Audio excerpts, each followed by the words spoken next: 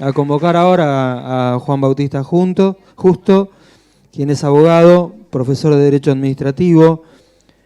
Su campo de investigación se centra en el impacto de la globalización en el derecho público. Fue consultor de la División Recursos Naturales e Infraestructura de la CEPAL y fiscal de Estado adjunto de Río Negro. Es asesor de la Defensoría del Pueblo de Río Negro y ejerce la profesión de abogado. Lo que nos propone Juan en esta presentación es, como aporte, abandonar las divisiones limítrofes que nos han sido impuestos, que miran a Río Negro y Neuquén como entidades aisladas, procurando asumir una mirada genuinamente regional. Pensar la inserción global de la Norpatagonia sin intermediarios y en función de sus propios intereses, y preguntarnos si las premisas de acción estatal que crearon la Norpatagonia están vigentes, que es un tema importante en términos de la política pública y de las fuerzas de las organizaciones de la sociedad civil, y que es un debate actual. Con todos estos debates nos metemos en sus 20-25 minutos. Gracias, Juan. Bueno, muchas gracias. ¿Ahí se escucha bien? Definitivamente lo mío es mucho menos copado que lo que acabamos de escuchar, así que vengo como a reprimir todo el vuelo que estuvimos dando. Como bien planteaba Gustavo, efectivamente esos son los tres ejes sobre los que a mí me interesaba estructurar la exposición, justamente con miras a dar cuenta de esta invitación y esta consigna del encuentro de repensar la Norpatagonia. El hilo conductor de estas tres miradas es en esencia uno, que es justamente considerar o proponer que la Norpatagonia tiene que dejar de ser un mero reservorio de recursos naturales. Ese es su gran estigma, y empezar a encarnar un modelo alternativo de país. Creo que nosotros podemos presentarnos como una segunda oportunidad para una Argentina que tiene en el desequilibrio regional la explicación de la mayoría de sus males, y por eso esto de abandonar la cosmovisión de la Patagonia reservorio creo que es un paso decisivo. Si hubiese que decirlo de algún modo provocativo, podríamos pensar que el sol del sistema no tiene que ser Vaca Muerta, sino que tiene que ser el INVAP, por ejemplo. La primera propuesta, esto de la necesidad de una mirada regional, se relaciona con preguntarnos a quién beneficia, en definitiva, la actual configuración territorial de Neuquén y de Río Negro. Y para eso me pareció importante traer a colación una experiencia histórica que a veces ha quedado medio en el olvido, que es la historia de la Comisión de Estudios Hidrológicos, y porque creo que explica mucho de este presente y de estos interrogantes. En 1911, el ministro de Obras Públicas primero de Figueroa Alcorta y después de Sáenz Peña, Ezequiel Ramos Mejía, convocó y contrató a un geólogo norteamericano que se llamaba Bailey Willis para que realizara una serie de estudios sobre la Norpatagonia. El objetivo puntual de esta encomienda era poner en ejecución y poner en práctica una ley que fue muy importante para esta región, que es la Ley de Fomento de los Territorios Nacionales, que había motorizado Ramos Mejía y que había sancionado el Congreso Nacional en 1908. Bailey Willis arma un equipo, pone a Emilio Frey a liderar y hacer la supervisión técnica, convoca geólogos e ingenieros norteamericanos y argentinos, peones vaquianos, y ahí larga con la Comisión de Estudios Hidrológicos, y a lo largo de 3 años, de 1911 a 1914, se dedica a hacer un relevamiento y un reconocimiento del área, justamente con miras a pensar el emplazamiento de los ferrocarriles, el aprovechamiento de las cuencas hídricas y demás. ¿Cuál era, y aquí por qué traigo a colación esta experiencia? Pues justamente la idea que motorizaba esta iniciativa de Ramos Mejía era presentar a la Patagonia como un modelo alternativo de desarrollo para Argentina, diferente del que había imperado históricamente desde el nacimiento del país, en nuestro país, que era justamente el modelo básicamente agroexportador. Entonces, lejos de limitarse a una mirada focalizada en la extracción de materias primas, también lo que planteaba esta iniciativa y este estudio era pensar en un proceso de alta industrialización regional que justamente iba a estar alimentado e iba a ser viable a punto de partida del aprovechamiento de las extraordinarias fuentes de energía que tenía la región. Entonces, la Patagonia no era acá un mero depósito, un mero reservorio, sino que era el escenario de una nueva experiencia de crecimiento dinámico para el país, totalmente diferente al modelo de crecimiento estático propio del régimen agroexportador. Y se sumaba a esto también una vocación muy particular que guió a Ramos Mejía, que era evitar la repetición de los vicios que tuvo nuestro país en los procesos de ocupación de las tierras públicas y que derivaron en su concentración en pocas manos. Entonces, Ramos Mejía echaba mano de la experiencia de colonización del oeste norteamericano y pensaba en un esquema de colonización a través de pequeñas unidades productivas que justamente iban a neutralizar esta tendencia latifundista típica de nuestro país. Entonces, sobre la premisa esta de no ver a la Patagonia como un mero espacio de extracción de materias primas, las propuestas giraban en torno de varios anclajes, pero a mí me interesaba destacar, por ejemplo, la siguiente. La primera era construir ferrocarriles estatales que generaran una conexión directa entre los océanos Atlántico y Pacífico, es decir, que conectara el puerto de San Antonio Este con el puerto de Valdivia, pasando por San Martín de los Andes, y que además esos ramales conectaran con el ramal Zapala-Neuquén-Bahía Blanca y también con Río Colorado y con Viedma, es decir, una mirada de integración genuinamente regional. En segundo lugar, se proponía esta estrategia de colonización de tierras fiscales a través de minifundios. En tercer lugar, la idea de generar un valle irrigado en Balcheta, lo digo como foto, sabemos lo que es la línea sur en términos de abandono, pero ya en ese momento había iniciativas concretas. Y por último, como muestra emblemática de esta diferente mirada, Bailey Willis proponía emplazar en la planicie semiárida que está en la naciente del río Limay, en la zona de cuando entramos a Dinahuapi y demás, que pertenecía al territorio nacional de Neuquén, emplazar una gran ciudad industrial que justamente alimentada por el enorme potencial energético que tenía la cuenca del Limay a través de un embalse que se iba a llamar Lago Limay, alimentar una ciudad industrial que iba a manufacturar materias primas chilenas y argentinas, es decir, una mirada de integración incluso internacional. Esta locación industrial de la Patagonia, se llamaba la Ciudad de los Césares, tenía previsto incluso una universidad de artes, una universidad de ciencias industriales, es decir, realmente una mirada de desarrollo autónomo y genuino.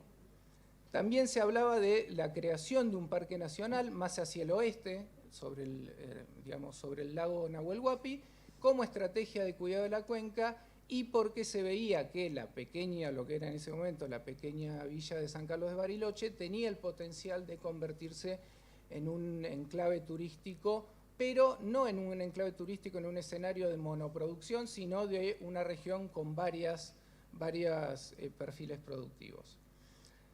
Lo cierto es que este modelo de desarrollo alternativo claramente tensionaba con el régimen fundacional y dominante argentina, que era uno caracterizado por su orientación atlántica y por su orientación agroexportadora. Esto en algún punto iba a contramano de esa línea de trabajo fundacional de Argentina. ¿Y cuál fue la traducción de esta tensión? Que cuando se presentaron los primeros informes, algo que ustedes habrán experimentado en algún momento, el gobierno nacional los cajoneó, después los perdió, aduciendo que se habían extraviado en un incendio, y esto se combinó con una serie de embates muy fuertes provenientes del Senado de la Nación y un lobby muy fuerte proveniente de las empresas de ferrocarriles inglesas que justamente no querían ver amenazada su posición monopólica a través de este tipo de intervenciones estatales. Entonces, finalmente, el proyecto de la Comisión Hidrológica fue desmantelado en 1915, unos años antes lo habían obligado a renunciar a Ramos Mejía, Bailey Willis se tuvo que volver a Estados Unidos, no le pagaron, e incluso el ministro de Obras Públicas que reemplazó a Ramos Mejía, que se llamaba Manuel Moyano y que era un ex director de la empresa británica de ferrocarriles, rechazó el informe y lo amenazó con enviarlo a prisión. Recién Ezequiel Bustillo en 1937 recién trata de rescatar los estudios y le termina pagando una suma simbólica a Bailey Willis, es decir, décadas después. Lo único que quedaron de toda esta experiencia histórica son los estudios que después han sido recuperados y son claramente el testimonio de una visión de la Patagonia en clave de autonomía que se fue desdibujando gradualmente a lo largo de las décadas siguientes, a punto de partida de una intervención cada vez más centralista del Estado Nacional en este territorio. La autonomía política llega promediando el siglo XX a la zona, pero el nacimiento de Neuquén y de Río Negro como provincias no puso en crisis este modelo, sino que en esencia lo terminó de confirmar, no lo alteró. Luego de la provincialización, entonces, el patrón de crecimiento siguió siendo exclusivamente esta idea de la Patagonia reservorio, y este es un formato que ha prevalecido invariablemente desde las campañas del general Roca hasta la actualidad. Todos los gobiernos nacionales, los conservadores, los radicales, peronistas, desarrollistas, militares y demás, mantuvieron inalterada esta visión y por ende los grandes hitos de inversión en infraestructura, ferrocarriles, irrigación, generación hidroeléctrica, hidrocarburos, desde las campañas militares hasta Vaca Muerta, mantienen esta idea de enfocar a la región exclusivamente como proveedora de materias primas sin fomentar o siquiera al menos posibilitar el surgimiento de fuerzas que incorporen valor agregado y que promuevan ventajas comparativas dinámicas. Este patrón se mantiene realmente de un modo muy fosilizado. Las experiencias macro que intentaron ser disruptivas, por ejemplo esta de Bailey Willis, o la última, creo, gran gesta en ese sentido, que es el intento de Alfonsín del traslado de la capital federal a Viedma, cayeron en el olvido y fracasaron estrepitosamente. La principal expresión de la vigencia ininterrumpida de esta forma de pensar la región es justamente que la provincialización, el nacimiento de Neuquén y de Río Negro no vino acompañada de la reformulación de los límites políticos de estas provincias. ¿Cuál hubiese sido el sentido de esta reformulación? Justamente pensar en un diseño jurisdiccional, en divisiones administrativas y políticas que fuesen funcionales a un proyecto y un modelo de desarrollo autónomo. Lejos de que esto ocurriera, se mantuvo una división administrativa que heredamos de una etapa, como fue la de los territorios nacionales, donde estos territorios eran territorios controlados de modo exclusivo y omnímodo por el Estado Nacional y pensados y diseñados en función de los intereses del Estado Nacional. Nosotros heredamos ese sistema de división del territorio y de reparto del poder, en definitiva, que marca la idea de los límites. Con seguridad, un plan de desarrollo menos dependiente hubiese implicado hablar de un mapa jurisdiccional que tuviese en cuenta las regiones económicas, la articulación bioceánica del espacio, el aprovechamiento de las cuencas hídricas, etcétera, etcétera. Nada de esto ocurrió y por eso Neuquén y Río Negro son dos provincias diferentes que contienen hacia su interior una decena de microrregiones que están todas desconectadas entre sí, pero que están muy conectadas con Buenos Aires. Digamos, ese es en definitiva el patrón de ocupación que tiene la Norpatagonia.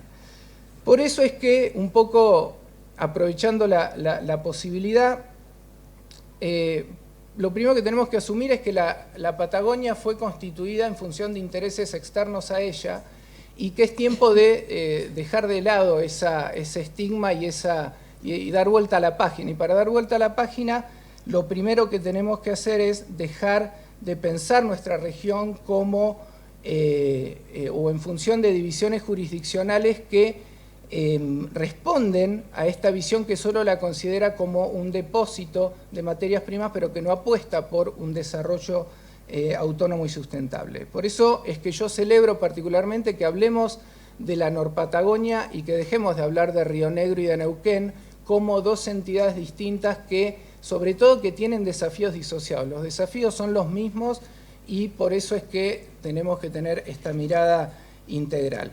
nuestras provincias se tienen que pensar mirándose a sí mismas, no mirando a Buenos Aires, y vos tenés que mirarte a vos mismo, tenés que mirar a tus vecinos y de ahí tenés que mirar al mundo. Este es el otro punto fundamental, que es abandonar un modelo de intermediación permanente de nuestra inserción global con Buenos Aires o con el litoral. Nosotros nos tenemos que insertar sin intermediarios en ese escenario global.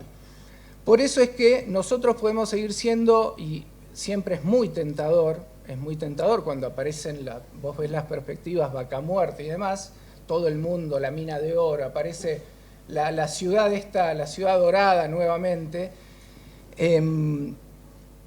Podemos seguir siendo una región abastecedora de energía, pero que no alimenta ninguna industria propia con peso, pero también nos podemos pensar desde un lugar diferente. Y justamente experiencias como la de Slimbab yo las traigo a colación porque me parece que muestran que no es una utopía. Podemos ser una Patagonia que exporta satélites al mundo y que compite con empresas holandesas, o podemos ser una Patagonia que financia un mercado interno de empleados petroleros y empleados públicos a través de las regalías que le transfiere la nación. Son dos modelos posibles, uno es más cómodo, pero me parece que, ya que estamos hablando de perspectivas hacia el futuro, deberíamos poner en crisis esto. Una vez que asumimos esta mirada regional, paso al segundo eje, que es esta idea de la inserción global. Y para la inserción global tenemos que entender cómo fue la acción estatal fundacional de esta región para ver si después las premisas de esa acción estatal siguen vigentes o si las tenemos que cambiar. Es decir, si nos seguimos manejando en base a acciones que en realidad ya no sirven para el mundo del cual debemos participar, vamos a caer en el fracaso. Por eso quería recapitular muy brevemente cuáles son las premisas de la Norpatagonia actual y después de las preguntas sintetizar, a mi entender, qué cambios se generaron respecto a esas premisas iniciales. Esta región es en esencia una creación del Estado Nacional argentino. Hasta 1879 este era un territorio básicamente controlado por pueblos indígenas dispersos y que tenía un circuito económico orientado fundamentalmente hacia el oeste a través del ganado, del traslado de ganado hacia Chile. Ese era el paisaje que vos encontrabas cuando comienzan las intervenciones militares en la zona. Un siglo después, o poco más de un siglo después, lo que tenemos es un paisaje que fue transformado en dos provincias argentinas que albergan 1,5 millones de personas más o menos y que tal vez dupliquen ese número en poco tiempo, que provee, que mira hacia el este y que provee al país de casi la mitad de sus recursos energéticos. Esto, que como ustedes podrán imaginarse, es una empresa fabulosa y absolutamente monumental, es justamente el resultado de la acción estatal. Nosotros no podemos entender la Patagonia actual si no computamos el rol esencial que tuvieron las agencias estatales en la construcción de las cadenas de valor, en la construcción de los mercados y sobre todo en la construcción de las identidades. No podemos computar el escenario en el cual vivimos y en el cual decidimos probablemente morirnos sin dar cuenta de esa de la potencia y de los efectos de la acción estatal en el territorio. ¿Cuáles son los vectores de esa trama histórica y de esa acción estatal? Básicamente dos: la amenaza a la soberanía territorial y la consiguiente afirmación de la presencia del Estado argentino a través primero de la acción militar y después de infraestructura, y por otro lado el valor de la región como fuente de energía. Seguridad y energía son las claves que explican esta visión de la Norpatagonia en el ideario de todos los presidentes, de todos los gobiernos nacionales, de los propios gobiernos provinciales, y por eso se explica tanto el perfil de las inversiones que ha recibido esta región y que le hicieron nacer, como lo tardío del reconocimiento de la autonomía política a través de la provincialización. Nuestro ADN es un ADN que gira en torno de el pilar productivo, el pilar militar y el pilar identitario a través de estas diferentes redes de agencias estatales que permitieron el repoblamiento de esta región. Pero esta estrategia solo ve a la Patagonia como ese fabuloso depósito de recursos del cual tiene que echar mano el país y que está bajo amenaza por dos razones básicas: la escasez demográfica y las pretensiones externas sobre ese territorio. Las campañas militares, los fuertes, el tren uniendo los puertos atlánticos, Ingeniero White con Zapala, el dique Ballester, la estación agronómica Cinco Saltos, el puente Patagones-Viedma, YPF, el Parque Nacional Nahuel Huapi, el Hotel Yao Yao, IPASAM, el Centro Cívico, Hidronor, Chocón Cerros Colorados, son todos eslabones de esta misma trama histórica que tiene como premisa esta cosmovisión de la Patagonia y que, bueno, de la cual tenemos que dar cuenta, pero que tenemos que ver si siguen realmente vigentes. Algunos hitos que grafican esta estrategia monumental y que dan cuenta de la magnitud del proceso y que a mí me interesa destacar para no aburrirlos y no irnos con el tiempo, es por un lado el proceso de reconfiguración del territorio por medio de la infraestructura, el rol protagónico y crucial en este sentido del ferrocarril, no exclusivamente acá, pero la Patagonia es un caso muy testigo de esto, el rol del ferrocarril que permite vincular esa Patagonia interior con, y que insisto, una Patagonia que estaba orientada históricamente al mercado y al espacio chileno, permite conectarla con el océano Atlántico, con el litoral y con los centros dominantes del poder argentino, y se logra, con inicio en esta red de infraestructura ferroviaria, un proceso de reversión de la circulación de bienes, de personas y de divisas que justamente dejan de circular hacia el oeste y empiezan a circular hacia el este. Las líneas férreas fundacionales de nuestra región que grafican esta inserción inicial en el modelo agroexportador, la línea sur, San Antonio Este, Bariloche, que permite sacar la ganadería, la producción de la ganadería ovina extensiva en la meseta, y la línea Bahía Blanca-Zapala para la agricultura intensiva en los valles irrigados. Es decir, este era el plan y se ejecutó de modo maravilloso.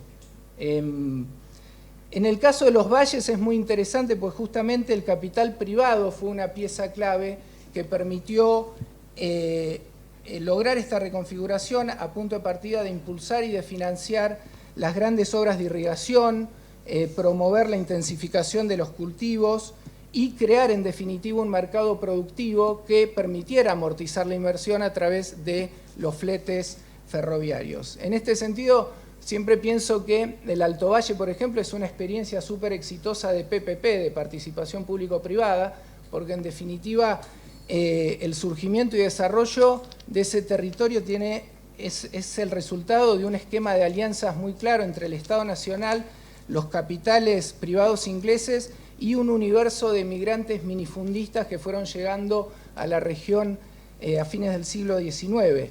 El plan era muy claro y brillante. Para recuperar la inversión, Ferrocarril del Sud tenía que generar un mercado, y para generar un mercado fraccionó las tierras, primero impulsó el proceso de irrigación financiando el dique Ballester, después fraccionó las tierras a través de la Compañía de Tierras del Sud, promovió la innovación tecnológica que nos permitió pasar de la alfalfa a la fruticultura, que era un producto cuyo transporte era mucho más atractivo en términos de rentabilidad, y luego monopolizó la comercialización de ese mercado a través de la firma AFD, que llegó a colocar el 80% de la fruta valletana. La falta de inversiones en irrigación y la falta de conectividad férrea explica que, pese a tener mejores tierras, el valle inferior, sobre todo, no haya podido replicar esta experiencia exitosa y haya quedado la zona de Viedma y Patagones como un centro de prestación de servicios en su inserción global. El ferrocarril también fue una pieza clave en el proceso. ¿Cómo estamos con el? Bueno, el ferrocarril también fue una pieza clave de argentinización de la zona andina, también la conexión, el eje de clausurar lo que era históricamente una comunidad económica con Chile a través de barreras arancelarias, el tren a Buenos Aires y la aparición de la Dirección de Parques Nacionales son en definitiva las grandes acciones, junto con la infraestructura turística de Bustillo y demás, las que permiten también pensar que una ciudad que estaba a 300 kilómetros y conectada naturalmente con el espacio chileno y con el Océano Pacífico terminara prestando servicios y vinculada a Buenos Aires. En Neuquén también se replica este mismo fenómeno, su surgimiento obedece, y sobre todo el primer boom, en la década del 50 y 60, con las grandes obras de infraestructura y de aprovechamiento hidroeléctrico gestadas por Hidronor y demás. Luego el liderazgo de YPF para el desarrollo de la actividad hidrocarburífera, que durante los 70 y 80, que son las épocas claves del desarrollo de esta actividad, va a tener también un rol decisivo. En definitiva, está todo el tiempo este patrón de la idea de soberanía territorial y de extracción de recursos naturales como los dos grandes pilares del formateo de nuestra región. Para cerrar entonces, las premisas sobre las cuales fue construida la Patagonia actual son la idea de soberanía nacional, la división administrativa de territorios gerenciados por la nación, Neuquén y Río Negro, la orientación atlántica, la ventaja comparativa estática, es decir, un modelo que su eje es aprovechar los recursos disponibles, la centralidad de la acción unilateral del Estado, un paradigma económico de comprensión de la naturaleza, no un paradigma ambiental propio de la época en que todo esto ocurre, y esta idea de Patagonia reservorio. La pregunta que queda pendiente hacia adelante es si todas estas premisas están vigentes o no de cara a pensar esta inserción global sin intermediarios. Gracias.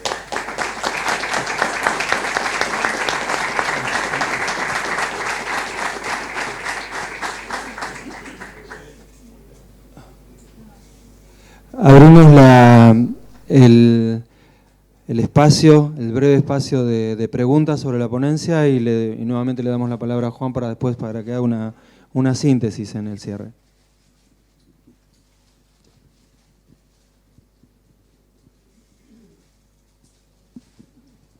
Gracias, Juan, por después de la ponencia. Estoy totalmente en desacuerdo con vos, estuvo muy copada. Mi nombre es Guillermo Lager. Me da la sensación de las exponencias hasta ahora que falta todavía definir qué es la Norpatagonia.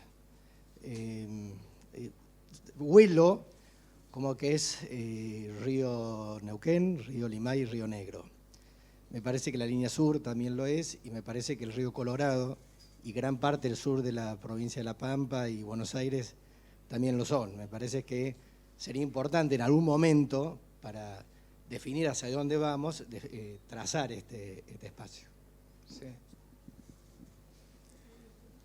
Sí, coincido absolutamente. Ahí ya por cierta deformación profesional que uno trata de generar esquemas lo más viable, que se acerquen a la viabilidad lo más posible.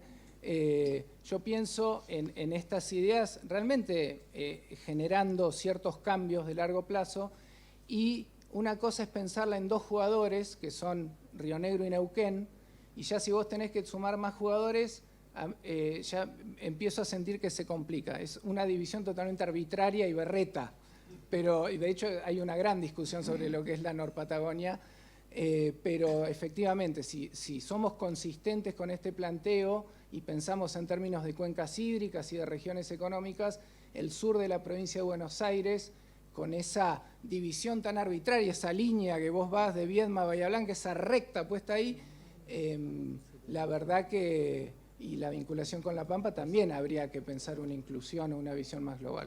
Coincido absolutamente. Bueno, ¿dónde está? No te veía. No, solamente pedir micrófono para felicitarte. Hace 40 años que ando por estos territorios y viendo los temas. Yo soy Ramón Martínez Guarino. algo tuve que ver con el 2020, que estamos llegando. Pero a pesar de esa trayectoria bastante extensa, nunca había escuchado una intervención tan brillante de un hombre joven, porque si no sabemos de dónde venimos, es difícil imaginar el futuro.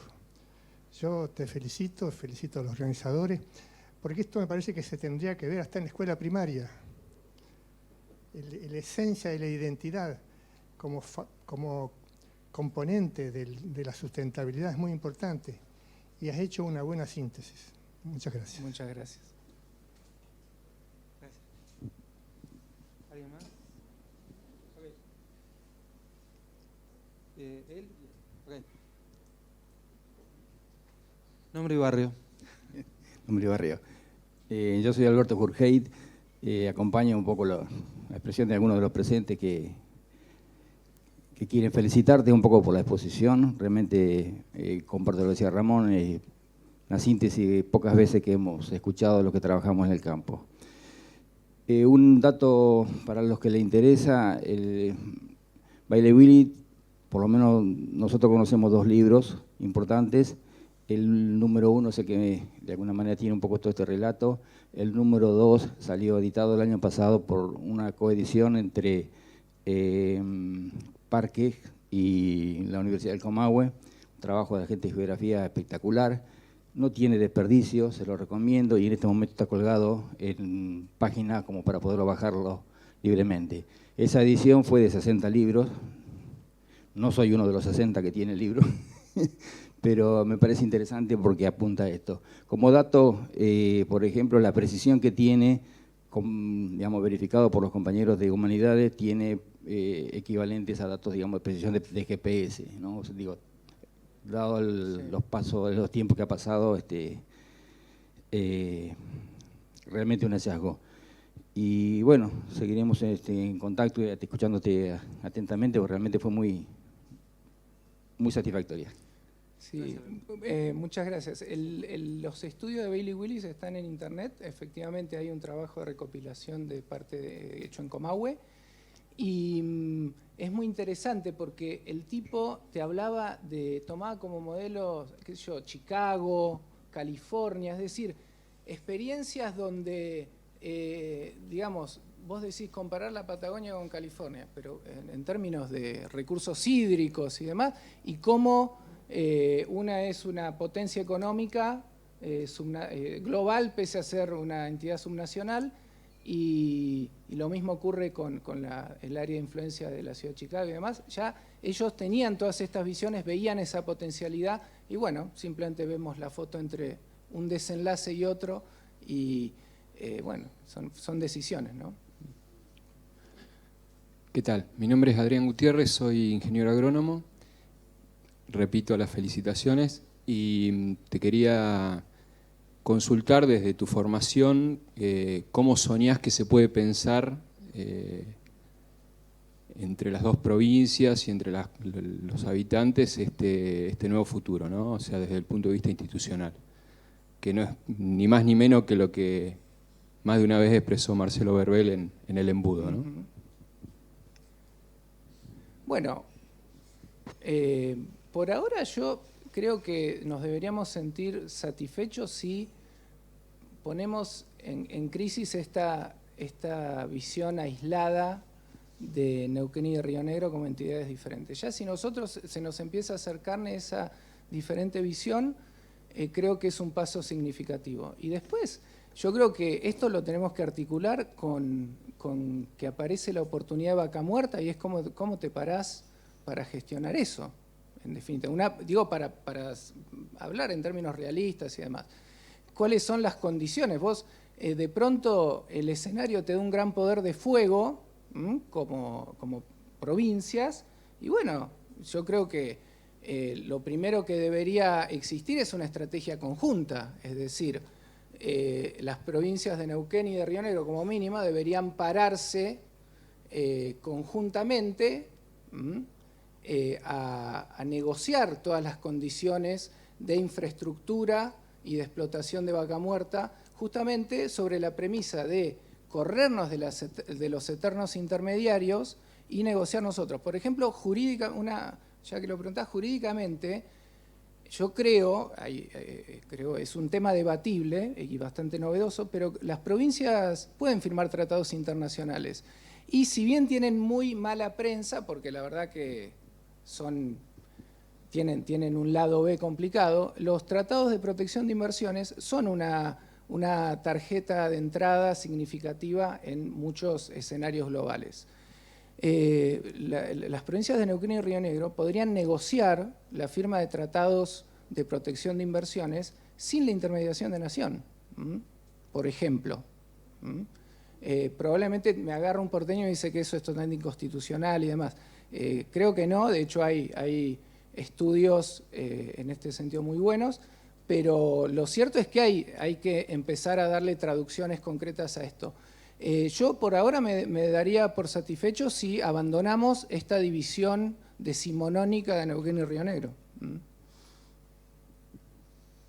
Bueno, si no hay más preguntas, vamos a darle a Juan la posibilidad de que haga una síntesis, un cierre del intercambio con ustedes y vamos a pasar a nuestro próximo expositor. Dale, Juan. Bueno, más que como síntesis,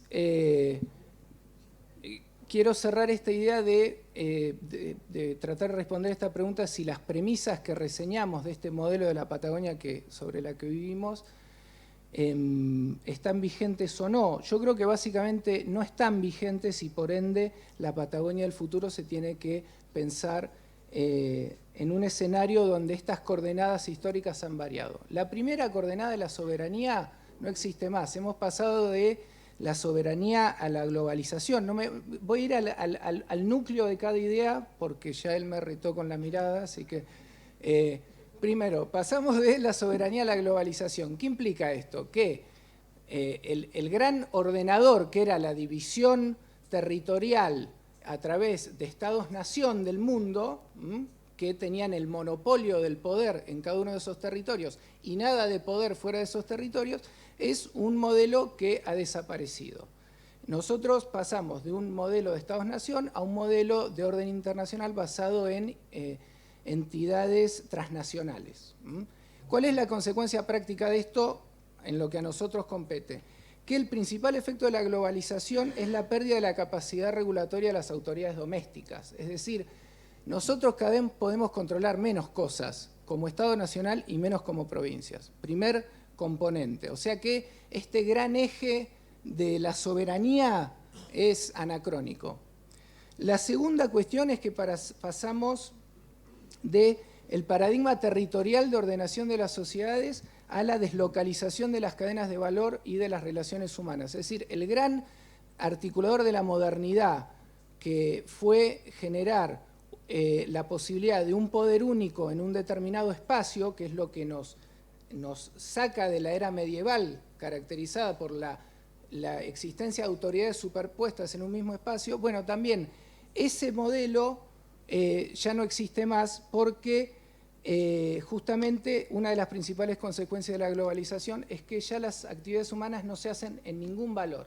2/3 del comercio mundial son bienes intermedios. ¿Qué quiere decir esto? Son bienes que no son el producto en sí mismo, sino que son una pieza o un eslabón de la producción de un producto. ¿Qué quiere decir esto? Que ya no podemos afirmar que ningún producto de los que consumimos sea fabricado, sea diseñado, sea fabricado en un solo lugar. Eso no existe más. El gran escenario de la época son las cadenas globales de valor que efectivamente,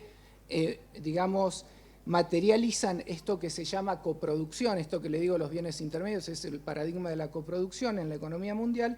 ¿Y qué consecuencia tiene? Que los actores de los intercambios globales ya tienen que recurrir a reglas que no dependen de la clásica jurisdicción asociada al territorio. Es decir, si vos tenés que hacer un negocio ya no podés anclarlo en la fecha donde firmás el contrato o algo por el estilo, porque ese modelo no responde a las necesidades y a las soluciones que necesitan los partícipes de este comercio mundial. Entonces, para este abandono del modelo territorial que caracterizó a la modernidad, nos plantea que si nosotros nos queremos insertar en el mundo, no podemos seguir pensando en términos de una división administrativa como es la de los territorios nacionales que viene del siglo XIX. Después pasamos de la ventaja comparativa estática a la dinámica. El modelo sobre el cual fue pensada la Patagonia es explotar los recursos. Es un modelo de comercio mundial donde, ¿cuál era el eje? Que cada país se tenía que especializar en la producción de aquellos bienes para los cuales tenía ventajas naturales. Nosotros teníamos que poner vacas y forraje. La Patagonia es creada bajo ese paradigma, pero lo cierto es que hoy el paradigma que prevalece es un paradigma que atiende a las ventajas comparativas dinámicas, donde el eje no está en los recursos que vos tenés, sino en tu capacidad de innovación y de adaptación. Es decir, ya no es más un modelo pensado en lo que vos podés sacar, sino en lo que vos podés crear. Fíjense, la decadencia de la fruticultura, este PPP tan exitoso, es en definitiva la incapacidad de adaptarse al cambio de la demanda global de variedades de manzana. O sea, ya no quieren comprar lo que nosotros cultivamos. Si no cambiamos rápidamente ese producto, vienen otros atrás que nos ganan la posición. En cuarto lugar, pasamos de la orientación atlántica a la orientación pacífica. La Patagonia es creada a través de este proceso monumental, pero también artificial, de reversión de una orientación natural hacia el Océano Pacífico, de gran parte de su territorio, para que vayamos hacia la exportación atlántica o hacia el litoral argentino. Y el espacio comercial del siglo XXI es la cuenca del Pacífico. Es ahí por donde hoy se dan, así como el Mediterráneo en la antigüedad, después el Atlántico, ahora es el Pacífico, y por ende nosotros tenemos que abandonar, o complementar esa mirada atlántica. Otro punto importante es que pasamos de la centralidad de la acción unilateral del Estado a la cooperación. También esta Patagonia es una Patagonia gestada, planificada en soledad, a través de un paradigma donde la última palabra siempre la tiene el Estado, donde el Estado elabora y ejecuta en soledad y le tira comandos al sector privado. Es decir, se vincula con el sector privado a través de órdenes, prohibiciones, reconocimientos, etc. Ese modelo tampoco existe más. Hoy es un modelo de cooperación, justamente por lo que destacaron siempre, la complejidad es tal que vos no podés ir un modelo de un diseño unilateral y de ejecución unilateral. Necesitas cooperación, articulación con el sector privado y flexibilidad para poder adaptarte. Si la Patagonia nosotros conocemos surge de estas mega inversiones en infraestructura del Estado Nacional, la Patagonia de Vaca Muerta está necesariamente dependiente de la inversión privada y por ende las reglas de juego no pueden ser las mismas. Yo creo que el último proyecto, el último vestigio de esta visión unilateral de un Estado que gestiona y planifica la infraestructura de modo solitario es el traslado de la capital federal a Viedma. Después esa visión se vio desmantelada en los 90.